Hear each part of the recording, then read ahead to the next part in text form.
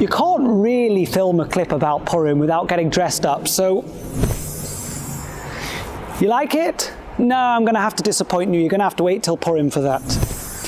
But either way, on the subject of getting dressed up, let's talk about clothing and costumes. This week's Sedra puts an unusual amount of emphasis on clothing.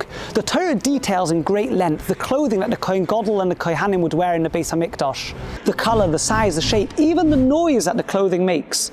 But why the emphasis on clothes? Surely clothing is just superficial. In Judaism, it's all about the meaningful things. It's all about the inner essence of a person. It's about his thoughts, his deeds, his actions. Clothes are just clothes. They just are something one wears externally. And so why does the Torah place such a gigantic emphasis on what the Kohen Gadol walks around and the colour and the detail and the size and the fit of the clothes that the Kohen Gadol is going to wear in the Mishkan?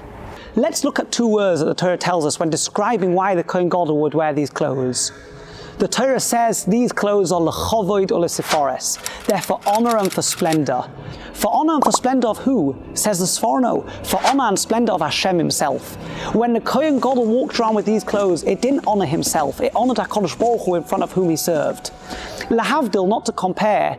In British history, they say that for centuries, no one would ever appear in front of the British monarch in any kind of informal clothing until one time in, I don't know, the 60s or the 70s, someone came with ripped jeans and it broke all boundaries. Why was it not accepted? Because in front of royalty, we wear royalty. Dalif neimiata oime, the Kohen Gadol understood in front of whom he stood, and so he dressed accordingly.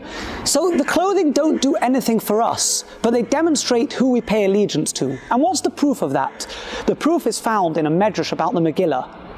Fascinatingly, Achashverosh himself, in his drunken parties, paraded around with the same clothing that the Kohen Gadol wore in the Beis HaMikdash.